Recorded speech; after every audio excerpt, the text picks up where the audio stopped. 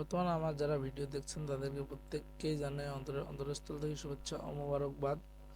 তো আশা করি আপনারা প্রত্যেককেই ভালো আছেন এবং আপনাদের দোয়া ভালোবাসে আমিও আপনাদের মাঝে নতুন ভিডিও নিয়ে আসলাম। তো আজকে ভিডিওর টপিক হচ্ছে যে এসইও কেন করতে হয় বা এসইও করলে লাভ কি।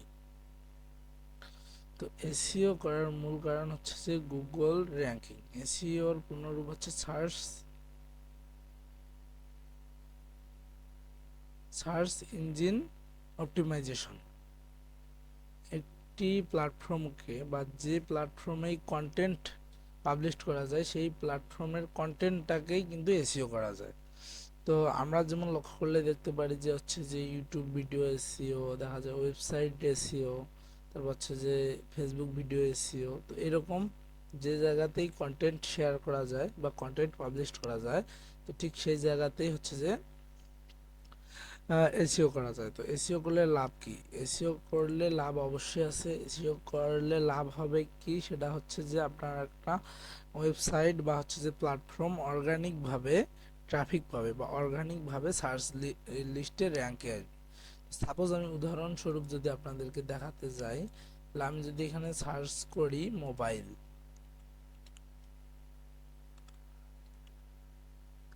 মোবাইল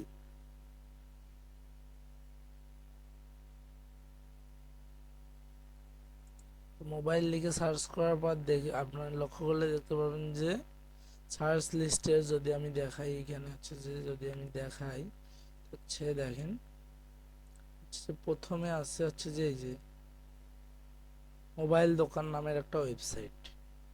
তারপর যদি আমরা যাই দ্বিতীয়তে, এখানেও দেখেন হচ্ছে যে মোবাইল দোকান নামক আর একটা ওয়েবসাইট আছে। তো তৃতীয়তে দেখা যাচ্ছে হচ্ছে যে এই যে প্রথম ওয়েবসাইট, না দ্বিতীয় ওয়েবসাইট এবং তৃতীয় ওয়েবসাইট কিন্তু একই, কিন্তু দেখা যাচ্ছে প্রথম যে ওয়েবসাইটটা আছে এটা কিন্তু ভিন্ন। দেখেন প্রথম ওয়েবসাইটের ডিএ হচ্ছে যে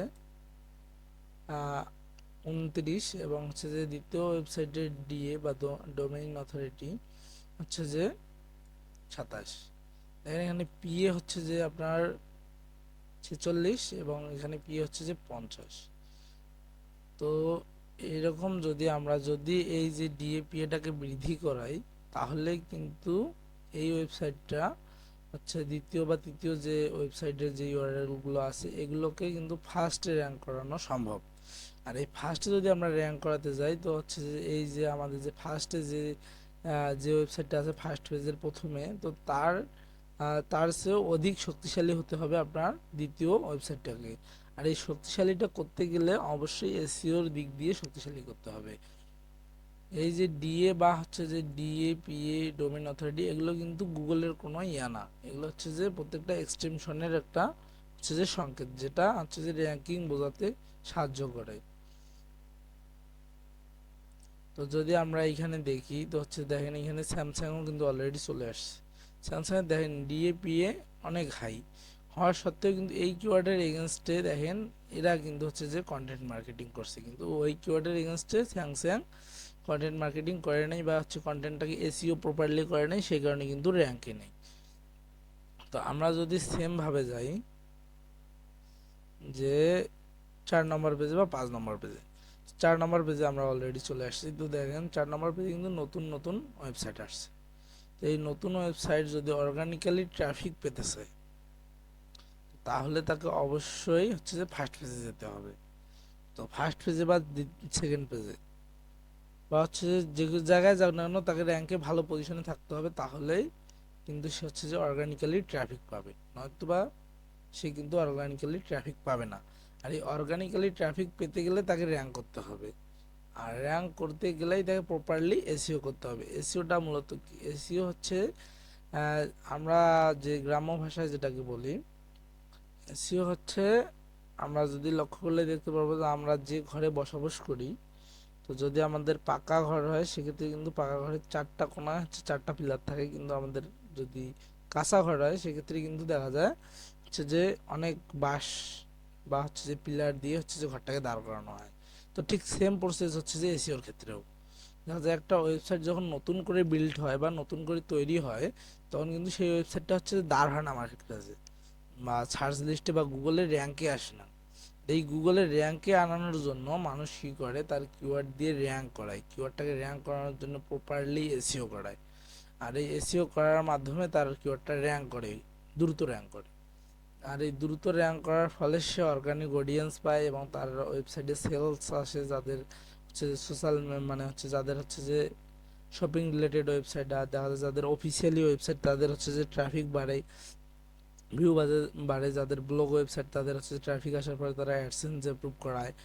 আর হচ্ছে যারা অফিসিয়ালি তাদের তাদের হচ্ছে যে অফিসটাকে অনলাইনে প্রমোট করতে পারে, তারা অফিসের সকল কার্যক্রম অনলাইনে প্রমোট করে। তো এই জায়গা থেকে এসইও হচ্ছে যে একটা গুরুত্বপূর্ণ জিনিস, যদি অর্গানিক্যালি কেউ আগাচ্ছে। আর দেখা যায় অর্গানিক্যালি যারা এসইওর মাধ্যমে ট্রাফিক পায় তাদের হচ্ছে যে ট্রাফিকগুলো হয় স্থায়ী এবং হচ্ছে যে পার্মানেন্ট। আর যেগুলো হচ্ছে দেখা যায় বিভিন্নভাবে দেখা যায় হচ্ছে রিডাইরেক্ট করে ট্রাফিক আসে বা বটের মাধ্যমে ট্রাফিক আসে, এই ট্রাফিকগুলো কিন্তু অলরেডি ড্রপ করবে। ড্রপ করার ফলে দেখা যাবে এক সময় গুগল এই ওয়েবসাইটটাকে প্লান্টি মেরে দেবে, তখন ওই ওয়েবসাইটটাকে খুঁজে পাওয়া যাবে না। আর অর্গানিক্যালি র্যাঙ্কিংয়ের জন্য এসইওই বেস্ট। এসইও না করলে একটা ওয়েবসাইট কখনোই র্যাঙ্ক করা পসিবল না। দেখেন যে এই ওয়েবসাইটগুলো, দেখেন এই বড় বড় ওয়েবসাইটগুলোও কিন্তু হচ্ছে নিচে পড়ে আছে, কারণ তার হচ্ছে যদি আমরা যাই, এই যে ওয়েবসাইটটাতে যদি আমি যাই, তারপর দেখেন আমরা যদি একটা এক্সটেনশন ইউজ করি ক্যানোনিক্যাল ট্যাগটা চেক দিই, দেখেন এখানে কি আছে, স্মার্টফোন। এখানে মোবাইল নামে কোনো হচ্ছে যে ট্যাগ নাই, ক্যানোনিক্যাল ট্যাগ নাই। তো এখন যদি আমি যাই, আমি যদি ফার্স্ট পেজে থাকা ওয়েবসাইট দুইটায় যাই, সাপোজ এই যে মোবাইল দোকানে যদি যাই, আমি যদি এইখানে গিয়ে যদি আমি ক্যানোনিক্যাল ট্যাগটা চেক দেই একটু, দেখেন এখানে লেখা আছে মোবাইল দোকান দেওয়া আছে, তার মানে আমি সার্চ করছিলাম মোবাইল, আর এখানে ক্যানোনিক্যাল ট্যাগে দেওয়া আছে মোবাইল দোকান। তো এখানে দেখেন প্রথমেরটার সাথে কিন্তু ম্যাচ করে গেছে মোবাইল। তো ম্যাচ করে যাওয়ার কারণেই কিন্তু এটা সার্চে আসছে, ম্যাচ যদি না করতো তাহলে সার্চে আসার কোনো ওয়ে থাকতো না।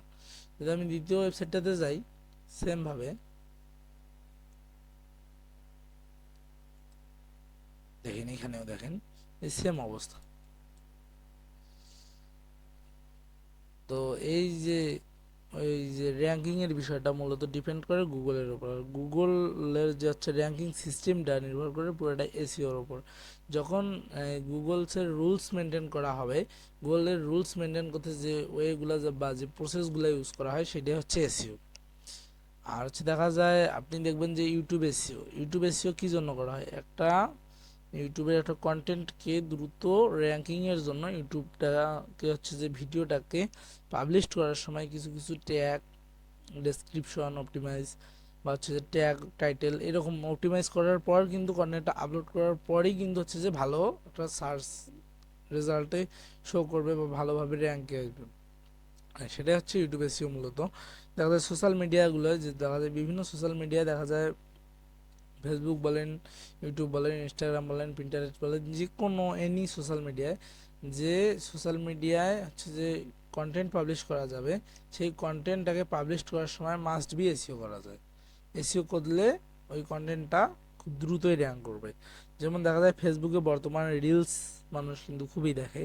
তো রিলসগুলো যদি আমরা দেখি তাহলে হচ্ছে দেখতে পারবো যে যাই আমরা ফেসবুকে যাই, তারপর যদি আমরা রিলস দেখি, যে কোনো রিলসে যাই,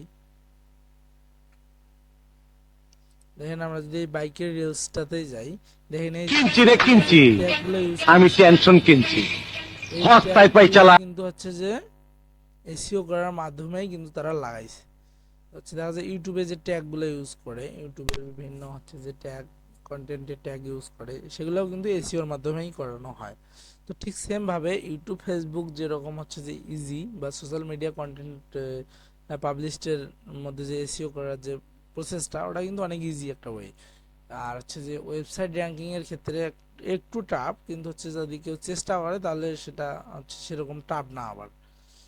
তো হচ্ছে যে এসইও করার মূল উদ্দেশ্য হচ্ছে যে নিজের সোশ্যাল মিডিয়া প্ল্যাটফর্ম বলেন, আর হচ্ছে যে ক্লায়েন্টের সোশ্যাল মিডিয়া প্ল্যাটফর্ম বলেন, হচ্ছে ক্লায়েন্টের ওয়েবসাইটকে বলেন, গুগলের র্যাঙ্কিং এ এনে হচ্ছে অর্গানিক্যালি ট্রাফিক দেওয়া বা সেল দেওয়া বা হচ্ছে অডিয়েন্স দেওয়াটাই হচ্ছে যে এসইওর মূল কাজ। আর এসইও করার মূল উদ্দেশ্য হচ্ছে যে অর্গানিক্যালি সব প্রসেসকে, গুগলের সব প্রসেসকে মানা। তো আশা করি আপনারা সকলেই বুঝতে পারছেন। আর আপনারা যারা আমার চ্যানেলটিতে নতুন, তারা অবশ্যই আমার চ্যানেলটিকে সাবস্ক্রাইব করে আমার পাশেই থাকবেন, এবং নিত্য নতুন এসইও রিলেটেড ভিডিও আসবে আমাদের এই চ্যানেলে। তো আশা করি আপনারা যারা আমার এই চ্যানেলটিকে ফলো করবেন, তারা ইনশাআল্লাহ ফ্রিল্যান্সিং জগতে ভালো কিছু করতে পারবেন।